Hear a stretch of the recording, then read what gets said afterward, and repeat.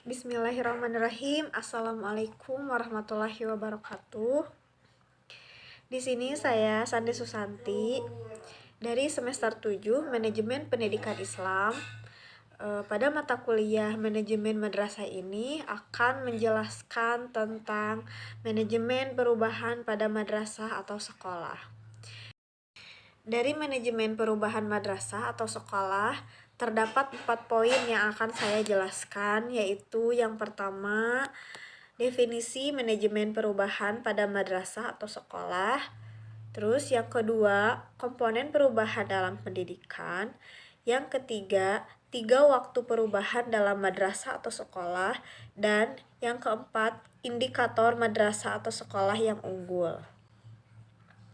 Baik, langsung aja ke pembahasan yang pertama, yaitu tentang definisi perubahan pada manajemen madrasah atau sekolah.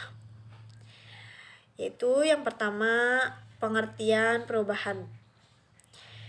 Secara umum, perubahan sering diartikan sebagai kondisi yang berbeda dari kondisi sebelumnya. Sedangkan manajemen itu sendiri yaitu yang disingkat menjadi POMC, yaitu P-nya planning atau perencanaan, O-nya organizing atau organisasi, M-nya yaitu motivating atau motivasi, dan C-nya yaitu controlling atau pengawasan. Sedangkan manajemen perubahan yaitu proses secara sistematis dalam menerapkan pengetahuan, sarana, dan sumber daya yang diperlukan untuk memengaruhi perubahan pada seseorang yang akan terkena dampak dari perubahan tersebut. Kenapa sih manajemen perubahan pada madrasah atau sekolah itu sangat diperlukan? Karena anak itu kan generasi muda pengemban estafet kepemimpinan bangsa di masa depan yang perlu dipersiapkan sedini mungkin melalui sekolah agar menjadi generasi yang handal dan tangguh. Sekolah yang menjadi idola orang tua itu yaitu sekolah yang mampu mendidik anak-anaknya menjadi anak yang berprestasi, bertakwa, dan dapat diandalkan baik untuk kepentingan melanjutkan ke perguruan tinggi ataupun dalam rangka mempersiapkan menjadi generasi yang mampu dan cakap dalam melakukan adaptasi di dunia pekerjaan. Poin kedua yaitu komponen perubahan dalam pendidikan. Komponen adalah bagian dari keseluruhan yang membentuk suatu kepastian. Komponen ini harus benar-benar diperhatikan oleh seorang pemimpin atau manajer karena ini membentuk suatu dasar perubahan dalam organisasi. Nah, di sini ada 8 komponen perubahan yang harus diperhatikan. Yang pertama yaitu tujuan perubahan. Jadi maksud dari tujuan perubahan ini yaitu seorang manajer itu harus tahu apa tujuannya dalam melakukan perencanaan perubahan di dalam pendidikan atau organisasi. Tujuan utamanya yaitu kemampuan personal di dalam organisasi dan perubahan perilaku personal. Komponen yang kedua yaitu aspek strategis yang perlu diubah. Jadi seorang manajer harus perlu mengetahui apa yang perlu dirubah karena di dalam organisasi pasti tidak semua menyukai perubahan dikarenakan rasa takut gagal, kehilangan kekuasaan, atau takut menghadapi masalah yang baru yang akan mendatang.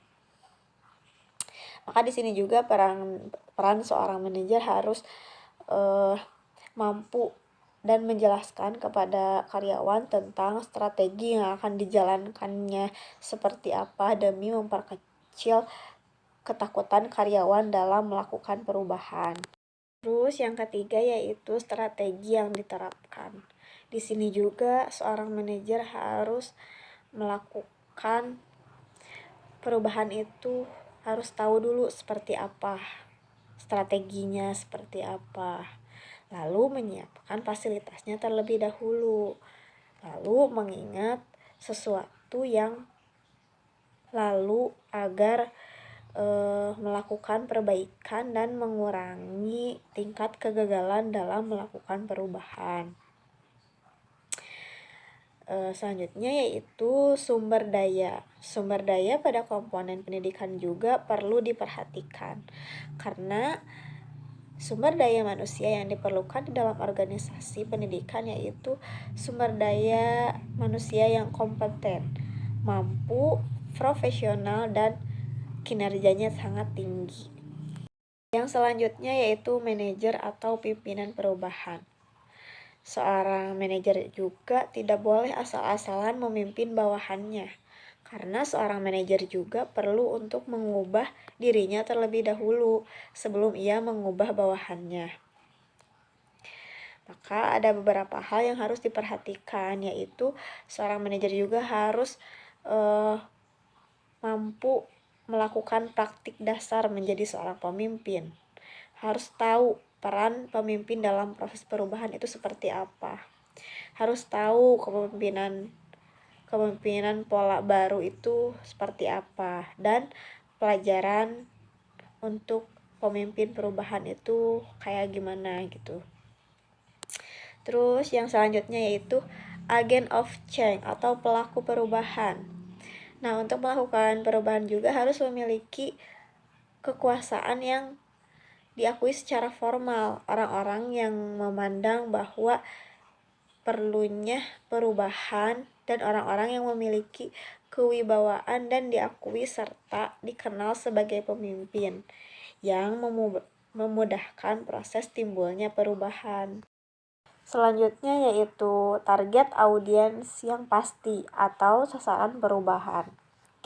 Nah, di sini yang perlu diperhatikan yaitu dalam perubahan struktur organisasinya, yaitu perubahan prosedur kerja seperti kegiatan investigatif dalam rangka analisis dan perumusan kebijakan, manajemen gaya kepemimpinan, pengambilan keputusan dalam perencanaan, pengorganisasian, pergerakan bawahan, melaksanakan tugas operasional, dan melakukan pengawasan.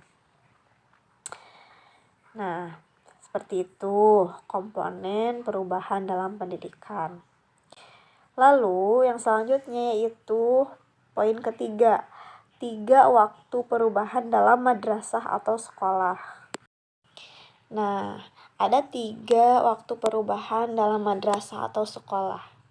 Yang pertama yaitu pilihan yang baik, yang kedua waktu perubahan yang dipilih organisasi, dan yang ketiga yaitu waktu perubahan yang dilakukan oleh organisasi. Nah, kalau pilihan yang baik di sini yaitu di sini sekolah lagi berada pada masa kejayaan dari segi fasilitas, struktur organisasi, biaya, dan lain-lain. Ini adalah waktu yang sangat tepat untuk melakukan perubahan. Nah, yang kedua yaitu waktu perubahan yang dipilih oleh organisasi. Kalau yang di sini yang merasakan penurunan kinerja itu yaitu organisasi itu sendiri gitu. Maka dari itu si organisasi tersebut harus segera melakukan perubahan, karena kalau misalkan tidak dilakukan perubahan ditakutkan akan terus menerus mengalami penurunan gitu. Terus yang ketiga yaitu waktu perubahan yang dilakukan oleh organisasi. Kalau pada waktu ini mungkin bisa diambil contoh tenaga pendidik di suatu madrasah atau sekolah mulai merasakan kekurangan gitu, semangat untuk mengajar karena mungkin gajinya yang kurang gitu, atau mahasiswanya mulai berkurang gitu dari ke tahun pendaftarnya. terus menerus menurun. Nah, pada waktu ini organisasi juga sangat terbatas gitu untuk melakukan perubahan, tapi sebenarnya masih bisa dilakukan perubahan agar madrasah atau sekolah tersebut juga bisa bangkit dan maju kembali seperti semula gitu. Nah, selanjutnya yaitu ada indikator madrasah atau sekolah yang unggul. Kemendikbud umpamanya menetapkan kriteria sekolah unggul sebagai berikut. Yang pertama yaitu input siswa melalui seleksi yang ketat, sarana prasarana belajar yang memadai, lingkungan sekolah yang kondusif, guru dan tenaga kependidikan yang memiliki kualifikasi sesuai dengan persyaratan dan ketepatan UUD guru dan dosen, kurikulum yang diperkaya, rentang waktu belajar yang lebih panjang, proses belajar mengajar yang berkualitas, perlakuan tambahan di luar kurikulum nasional, dan yang terakhir menjadi pusat keunggulan bagi sekolah-sekolah di sekitarnya.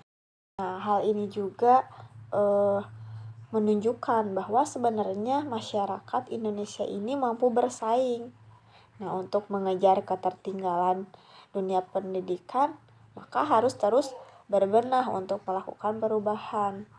Berbagai cara dilakukan, sekolah internasional didirikan, sekolah kompleks atau terpadu dibangun, sekolah-sekolah unggulan juga tentunya dilengkapi dengan sarana prasarana penunjang seperti gedung keterampilan, laboratorium, lapangan olahraga, sarana kesehatan, dan sebagainya.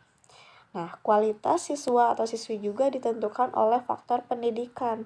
Maka, peningkatan mutu pendidikan itu sangat diperlukan. Dan pemimpin juga tentunya harus memperhatikan indikator-indikator madrasah atau sekolah unggulan dan kriteria madrasah atau sekolah unggulan yang telah ditentukan oleh Kemendikbud itu sendiri. Nah, segitu penjelasan dari saya, yaitu bisa dapat disimpulkan tentang manajemen perubahan atau madrasah sekolah.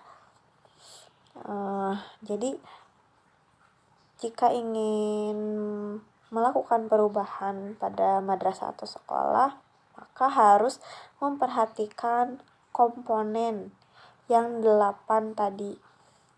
Nah, setelah itu tentukan dalam 3 waktu perubahan tadi, mau melakukan perubahan pada pilihan yang baik atau mau melakukan perubahan yang dipilih oleh organisasi atau mau melakukan perubahan yang dilakukan oleh organisasi. Maka setelah itu baru memperhatikan indikator-indikator madrasah yang unggul. Nah, sehingga terciptanya perubahan secara terus-menerus sehingga sekolah tersebut juga bisa menjadi sekolah yang unggul seperti yang telah ditetapkan oleh Kemendikbud. Nah, hanya itu yang dapat saya sampaikan. Kurang lebihnya mohon dimaafkan. Wassalamualaikum warahmatullahi wabarakatuh.